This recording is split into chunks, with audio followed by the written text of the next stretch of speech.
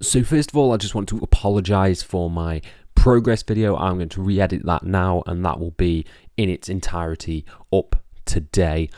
But we are going to talk about SmackDown, about WWE, which at the moment is cooking.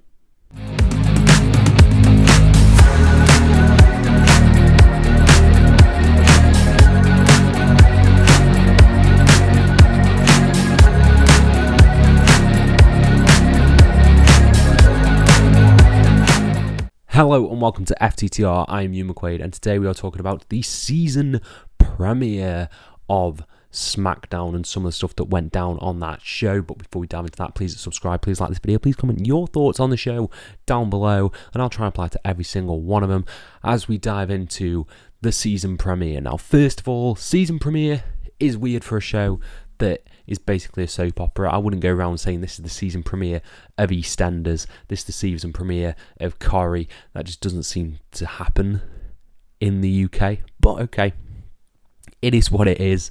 But the season premiere of SmackDown featuring John Cena, LA Knight, Roman Reigns, Nick Aldis, Triple H, everything went down on this show. Now, first of all, this is not going to be a full review. There are people out there like WrestleTalk, Cultaholics, Going In Raw, who do reviews of weekly shows better than I ever will.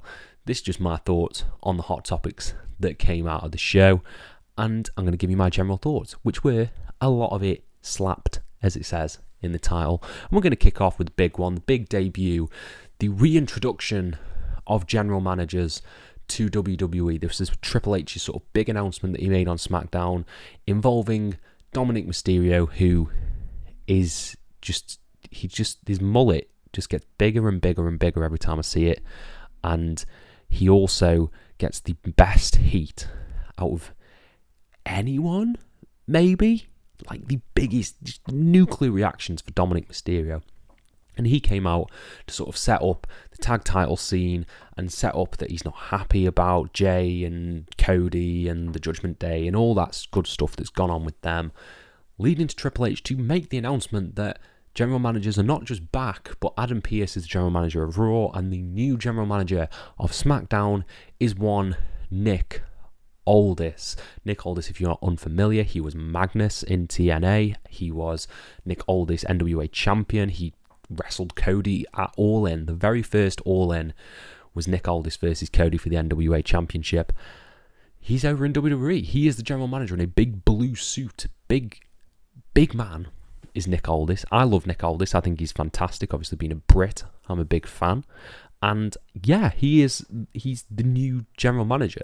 I think we'll talk overall about the fact that general managers are back in a moment, but Nick Aldis is perfect for that role. He's so softly spoken. He's got such a good demeanour about him that he's going to pull off the general manager role to perfection. I think actually I'd like to see him wrestle. I'd like to see him wrestle because Nick Aldis is such a good wrestler. I'd love to see him in the ring, but also I don't want authority figure versus wrestler storylines ever again, because they were done to death in, what was it, like 2018 with Constable Corbin, Shane McMahon, Kevin Owens, all that stuff. So I'm torn on that. I'd love to see Nick Aldis get a run in WWE in the ring, but he's going to crush this role. He absolutely is. You could just tell from how he was talking, how he was carrying himself. He is perfect for this role. And the reintroduction of general managers is a good thing, because I actually loved general managers. It makes the most sense. Like, the only reason general managers have this stigma about them is because of that period where WWE ran it into the ground. Actually, the pairing of like Shane McMahon and Paige, I thought was awesome. Paige was such a good general manager because she knew she was never going to cross that line. She at that point couldn't get in the ring, and therefore is just an authority figure. She just makes matches and decides what's going on. There's nothing inherently wrong with authority figures. WWE just killed authority figures for the longest time, and now to actually have some logic behind the shows, Adam Pearce having one show and Nick Aldis having the other, I think that's good. I think that's only good, and it just adds this layer of realism to WWE and their product. But Nick Aldis was there for something else. He was there to announce who had been traded to SmackDown. As we saw previously, Cody moved Jay to Raw. We got to send someone back. And who are they sending? Kevin Owens. Kevin Owens is the man who is going to SmackDown. Interesting choice, I think, because Kevin Owens has... The thing with SmackDown is plagued by bloodline, essentially. I don't want to see Kevin Owens in the bloodline stuff anymore. I think that has fully run its course, Kevin Owens and Roman. I don't want to see that ever again. So I'm intrigued to see where he goes from here. Probably feuding with the Judgment Day, maybe feuding with Lashley, I think would be interesting. Maybe feuding with Ray over the United States Championship. I don't really want to see him in that main bloodline picture, but it's an interesting trade. We'll see what happens with Sammy being on his own, Sammy probably having some further stuff with Jay and Cody, and seeing what happens with KO on that side. And that was the big talking point of the show. For me, was the debut of Nick Aldis, and then you've got more stuff incoming. But the Nick Aldis, I was so happy to see Nick Aldis. I love that man. He is so cool. Let's talk about the next thing. Let's talk about it feels like a re-debut because we haven't seen him for so goddamn long. Roman Reigns back on SmackDown. He squared off with John Cena in the ring, and to be fair, John Cena was getting a lot of love. He was getting a lot of love from this crowd. Who does he introduce? Who are we setting up for this next challenger? Because it looks like it could be potentially building to a Cena-Roman match again, which I don't want to see. But instead, Cena introduces LA Knight, and we have the LA Knight Roman Reigns confrontation, which I thought was really cool. I really like that. I really like that we've set up Knight. My only issue with this, because the promo stuff was really good, I really like LA Knight just doing all of his chants, getting the fans on his side, showing Roman that he is the fastest rising star in SmackDown history. My only issue is he ain't winning, and that sucks. I think LA Knight deserves a championship now. He is that over. He should be a top title holder. I really, really do. Rather than putting him up against Roman, I think he should have gone up against Seth. And you turn Seth heel because his character has become stale and bland, and you have LA Knight win the World Heavyweight Championship from Seth, because then it's elevated. I don't think it can be disputed that LA Knight is more over than Seth Rollins. So I think switching that title and putting it on Knight could be a good thing and making that belt feel bigger than it is. But having him go up against Roman, having him in the bloodline story is cool.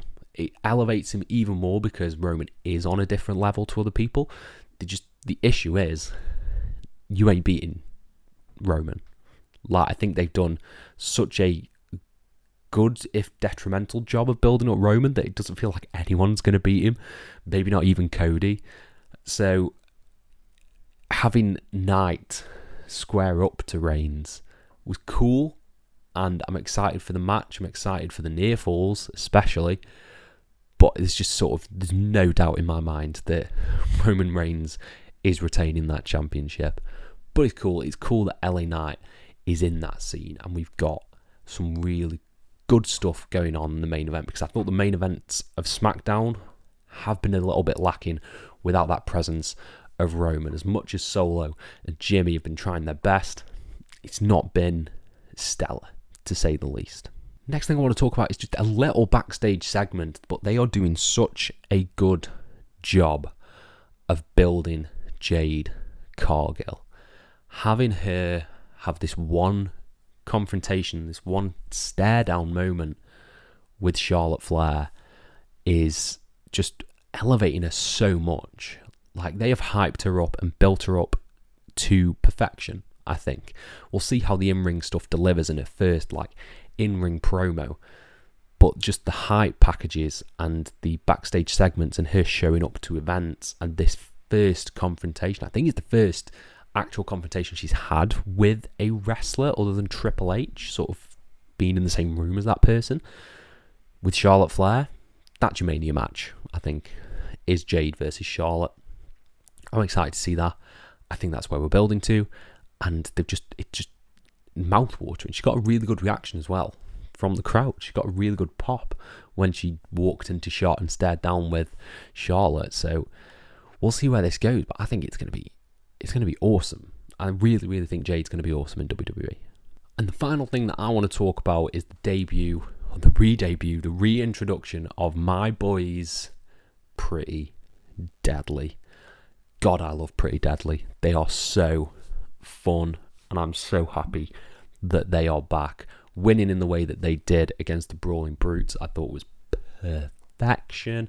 Like, I don't usually like playing off injuries and stuff like that, but I think the way they did it was really good. The distraction for the roll-up, put them in that tag title scene, put them against Jay and Cody, because that will not only be a great match, that'll be funny if you pair these two up. It'll be just great seeing them interact with. We've already seen the comedic chemistry of Jay and Cody, and having them go up against Pretty Deadly, who are masters of comedy, I think that could only be fun. That could only be fun, and potentially they could be the ones to take the belts off Jay and Cody, because I don't think it's going to be a long reign with those two. So they would be the perfect guys to dethrone them for the championship. We also got a brief stare down between Cody and Roman, seemingly setting up that match, but I can't yet get excited for that until I see the build and see what they do with Cody and the tag team titles first. But overall, this was a brief rundown, but I thought SmackDown was really, really sick. Some really cool stuff happened on this show, and I'm excited. I'm excited for Crown Jewel, where we're going to get Drew versus Seth. We're going to get Roman versus Knight, presumably. There's going to be some really cool stuff happening on that show.